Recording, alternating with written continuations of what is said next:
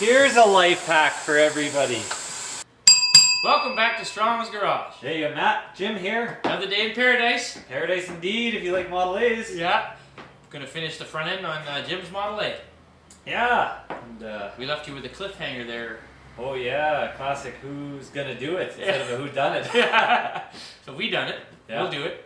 And just thought we'd take a second to mention this lovely calendar that came in the mail from some folks in Saskatoon, Saskatchewan. Suitcase letterpress. They use antique letterpress equipment to make this and send it to us, so that's very kind. Thank you to Kevin Epp and family. Yes. Very nice. Get a real kick out of you guys taking time out of your day, even to drive to the post office, let alone to send it to us. Yeah, so thank you for that. Yeah. And also, because we're working on Jim's Model A, some of you will remember that it came from Saskatchewan, which is one province over from where we're at. And this came from Saskatchewan. And I know Cody, Jace, and his friend Justin watched the show, and Justin was the fellow that went and looked at this Model A before Jim bought it. So yeah, very thanks cool, to them. because the fella selling it was a pretty old school guy, and had to do her in person. In person and Nothing in wrong with cash that. deposit. Yeah. No, the more you deal with people, the more that's not a wrong way to do it. So, without further ado, we'll go finish up the axle.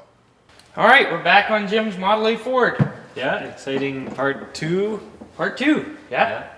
So, job at hand is to finish the whole front end and put it in the car. That's hopefully be the end goal of part two.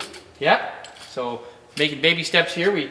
We did have a minor setback, which was easily averted. Was that Jim's original spindle? If you remember from the other video, the bottom bushing fell right out when he took it apart, and it's shaped like an egg. Yeah, it's all wallered out from years of heavy road wallering. We've got a suitable replacement spindle, and we have removed Jim's steering arm from said spindle because it's got nice balls. Yeah, decent balls. Decent balls. Yeah. So first thing is to pound out the old bushings and put the new ones in.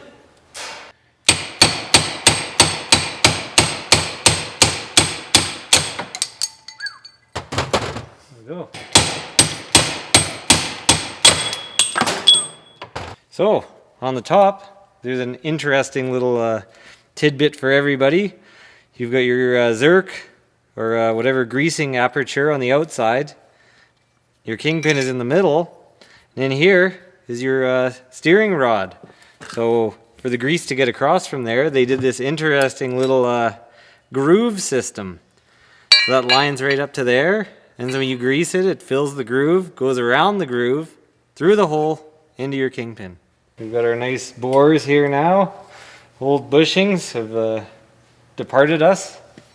So now we just get our new bushings, line up our little grease hole with our big grease hole, and pound away.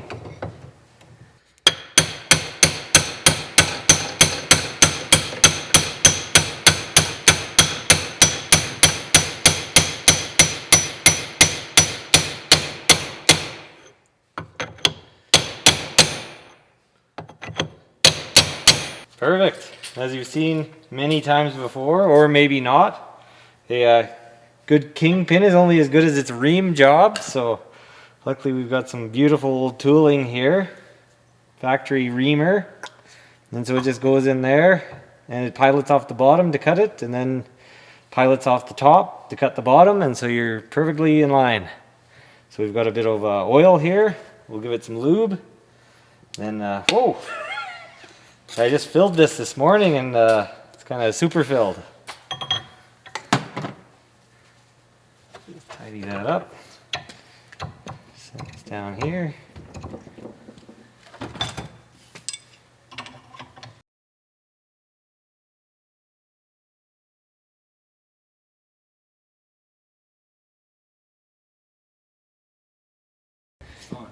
We've got our Kingpin here. Beautiful new old reproduction stock. Just give it a clean here. And a quick wipe. And let's see, it should just drop right in here. Perhaps a bit of oil.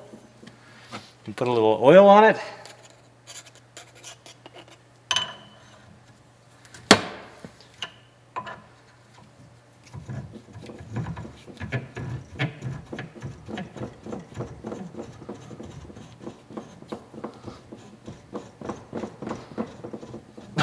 Oh, that's pretty tight. We ran into an interesting snag here. Oh yes, very interesting and frustrating. Yeah, so these factory reamers work great when the Kingpin is exactly like factory. But the new old replacement stock ones that Jim got are 1/1000th of an inch bigger Yes, then said factory Ford Kingpin. yeah, the new old stock Ford Kingpin, as we can see, Fits like a slides glove. down there like a glove. Show them We what get the our new old replacement stock, and it's just too like tight. a very tight glove. Almost a thou too small of a glove. Yes. So these old time reamers won't work for our predicament, so we have a set of adjustable reamers that are piloted that work just as good. It's just that the other one is so fast. Yeah. But, so Jim will set this one up, and we'll have to cut these a little bigger. So Yeah. reproduction Not a problem. parts. Yeah, right. Fail Ford said it again. for years. Fit right. Yeah. Yeah, right. Made right, fit right, last longer. But, Oh, boy, not eh? so. Yeah. So anyway, we'll blade ream it now. Taking a smallest skim cut here.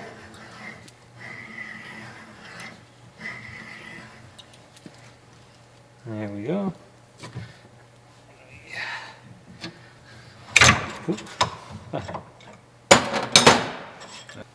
Okay, Jim, let's see what that does. Oh, Yeah, there we go. beautiful.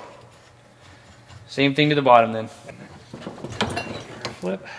How do you want to do it? Yeah, just like that. Perfect. These old Blue Point blade reamer ones pilot on this little stub here that fits into each Kingpin bushing hole. So you have to flip it, whereas the other ones drive straight through one shot. So these are really handy for any other odd sizes. We've got a full selection from, I don't know, 1/2 inch all the way up to over 1 inch. So, but anyway, here's the Here we are. back to it again.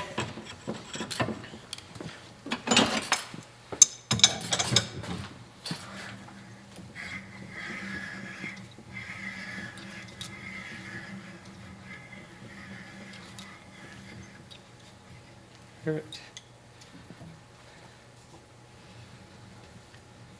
A little bit of oil, a little bit of Kingpin, and right the way you want it.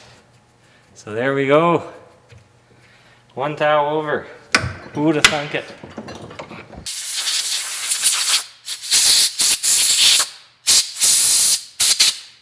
Perfect. Clean as a whistle.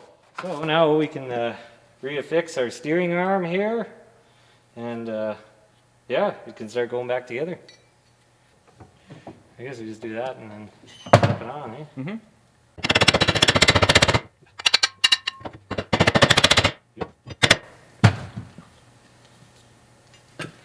We got our nut.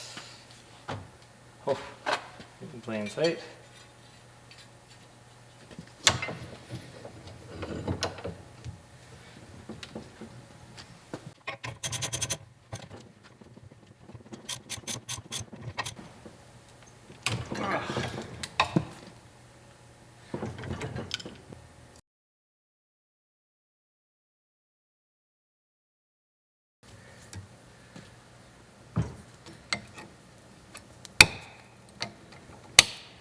On to the next piece of the puzzle here. And this is a real treat. Yeah, What may look like a mere spring, Jim cleaned it up. which it actually is just a spring, Original paint. cleaned up wonderfully to the point of seeing the original part number and Ford.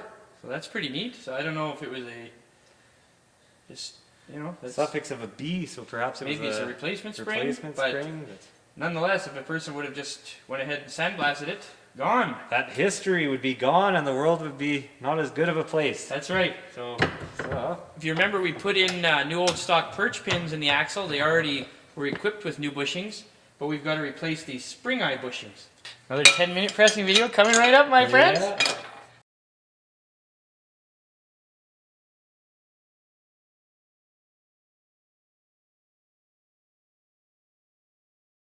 So upon completion of our pressing in new bushings, final step is to ream them to their final size, the 9/16. So we'll just Finished the last couple swipes here, so you see there's not really too much left. And this just beautifully slides in there. No play. Offer years of smooth and comfortable service. Okay, the next portion of the job is to redo the brake linings. Yeah, so we've got these shoes here. Yeah. And linings. Yeah. And the associated rivets to affix them. So it'll be a beautifully renewed part. And we've got this patented 1906 reliable riveter, which originally was for like horse harness. And my dad machined up a couple of dies so we could use it for brake riveting, and it works excellent. So we put it to use brake riveting. Back to work. We don't do a lot of harness work. Yeah, no, less harness work. More brake work. So let's see how she does. Yeah, a little rivet. I'll bring them in. Bring them in, yeah. Alrighty, we've got our linings here, which are nicely pre-drilled and countersunk for us. And so we just install our rivet flat side outward.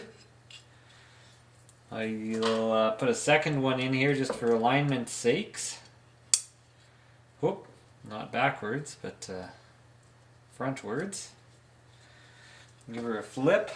Align it on this little thing here, as such. And then we simply bring it down. Get the little teat centered in there, and give it a firm press. There we have it. A beautiful rivet.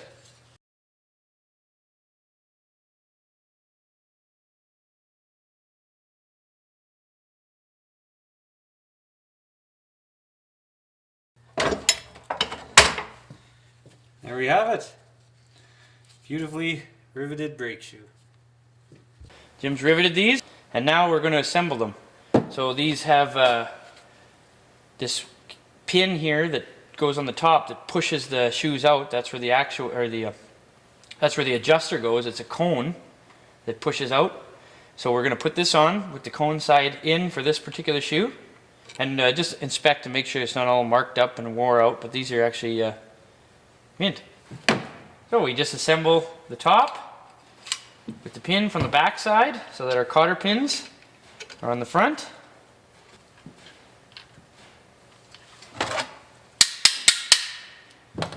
There we go.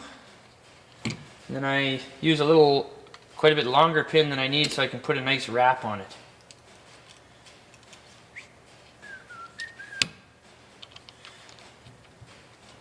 So cut it here, here. Just take these like this, and now the bottom gets the two rollers that drive on the actuator wedge. You just want to make sure these are nice and round and not worn, don't have any flat spots, and these are in really good shape too, so we just cleaned them really good. Same as our pin, make sure there's not big wear marks in there. So we'll just whip this in, one on the bottom, one on the top.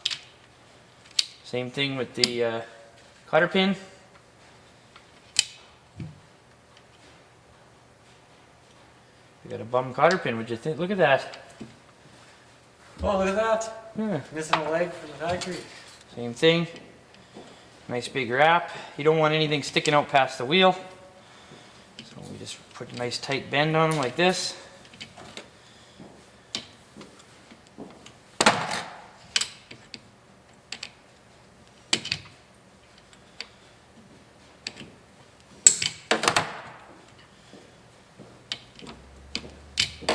Ready to go in the car. Beautiful. We're at the old Bear brake lathe here.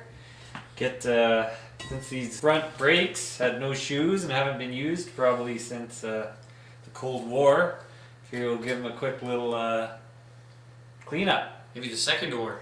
Second War, yeah, right? It could go back a little ways. And so, so we've got it clamped in here. Got our anti-ringing belt, just to take the ring out of it. And then, we'll just take, we measured it, and it was 11 inches and 30 thou, so we can take it another 30 before we're at our wear limit. So, but hopefully we don't have to.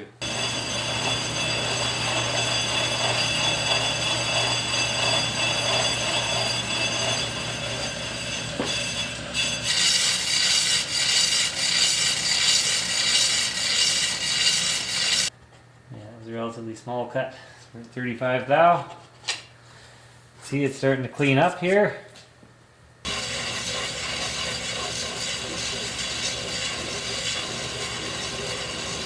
Just remove it from the machine here.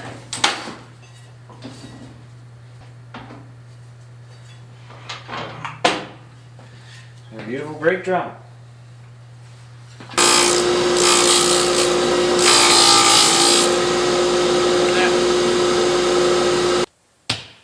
So, I decided I would spring for some new tires because I believe these ones are at the end of their service life. As you can tell from this sort of irregularity on the surface. You can see there's still a bit of grooving in the tread, but we'll swap these over. Make a good spare. Make a good spare, yeah, exactly. Or if a guy needed a good roller for a project. Luckily, I believe this machine does up to 24-inch rims, so we'll put on our small little 19 here.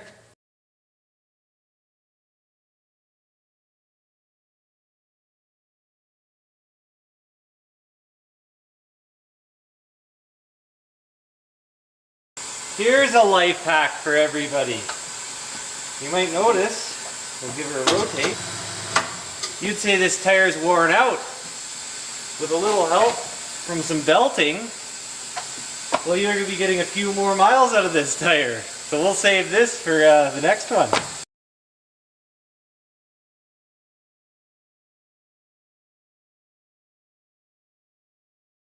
Got our new tire. And unfortunately the old one was made in Canada. This one Vietnam, but sure just as good. We'll put a little slime on it here to help ease the pain of what's going on. Our tube. Install a little bit of air just to help avoid pinching.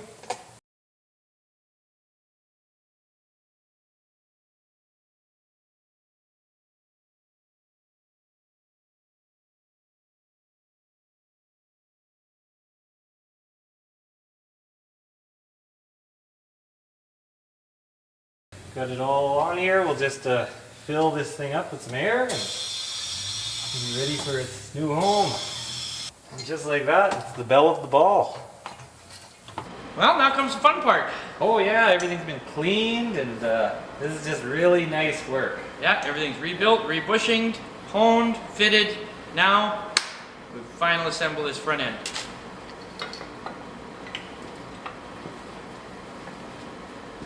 Sure you get the right side. Yep. These are side for side on a Model A Ford. Thrust bearing goes on the top on these up till 36.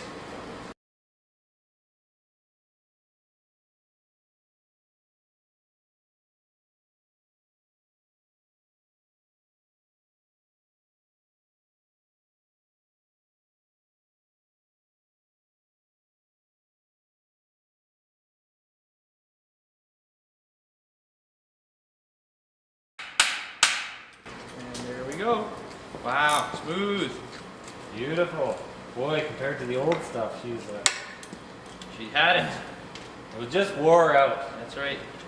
Steering stops go on now.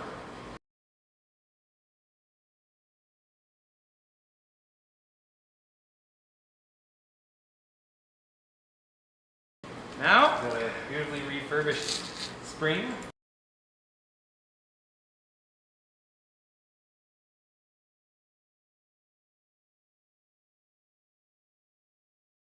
right, so castle nuts require cotter pins.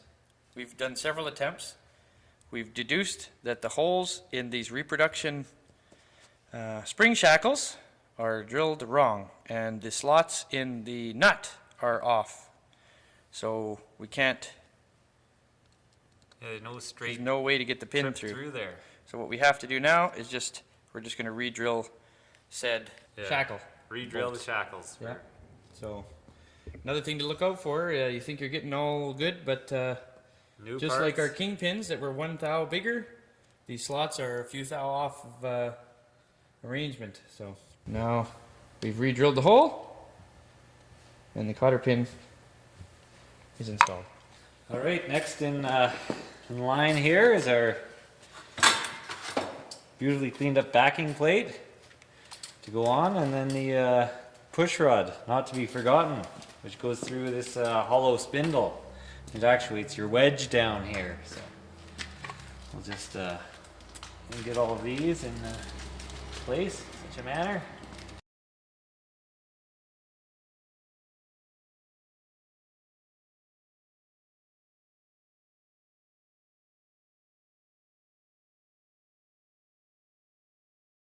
We've got our backing plate in place, so now time for new shoes.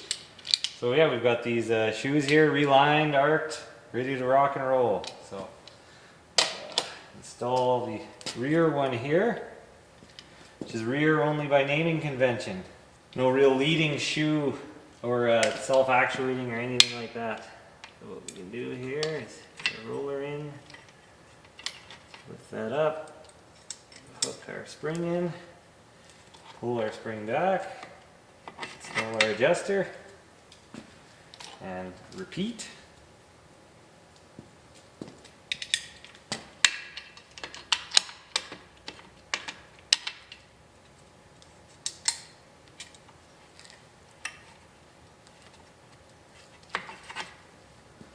Wonderful. Now,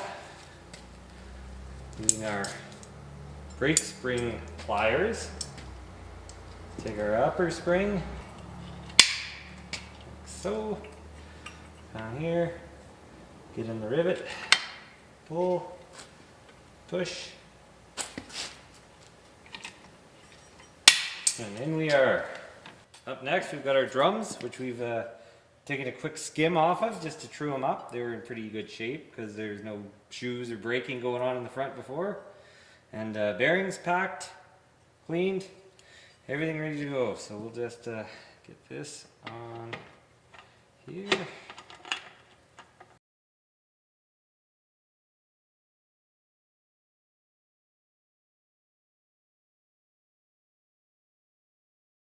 Perfect.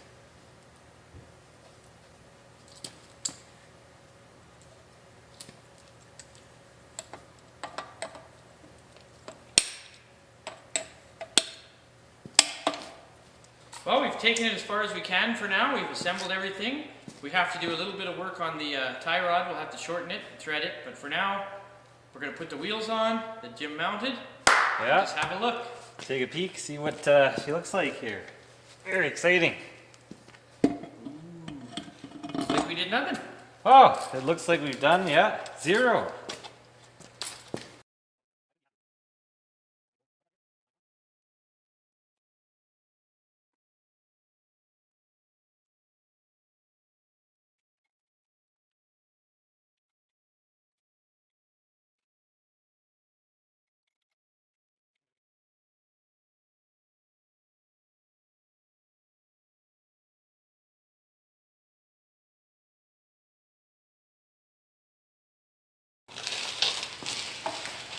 Wheel it underneath now and have a look at what we got.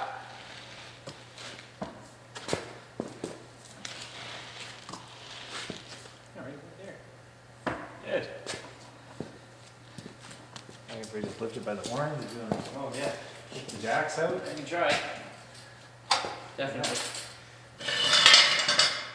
Here, use this little thing. There. And just bring her down. Down, down, down. Wow. This side back a bit.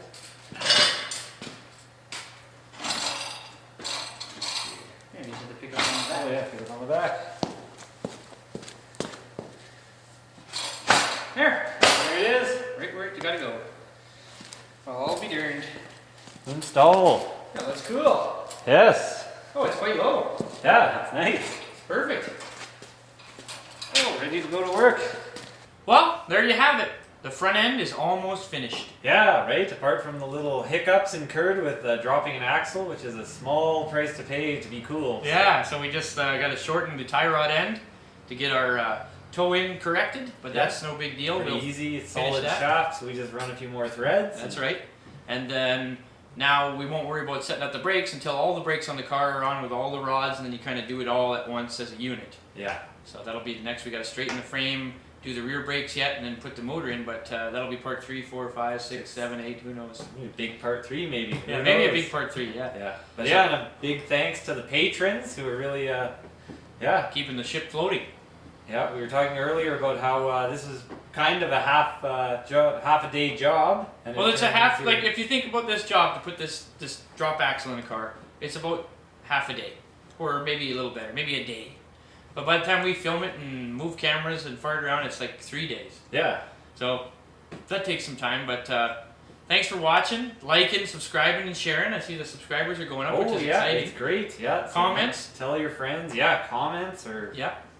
welcome. And like I said, just keep watching, and we'll keep going. The next part hopefully will be in the near future. Yes. Get caught up on a few more things at the shop, and then back on the old Model A Ford. Yeah, hopefully before the snow melts now. Yeah. No, yeah. Well, it's coming on spring, so. Yeah. Anyway, thanks to everybody that watches, and we'll see you on the next one. Yeah, have a good day.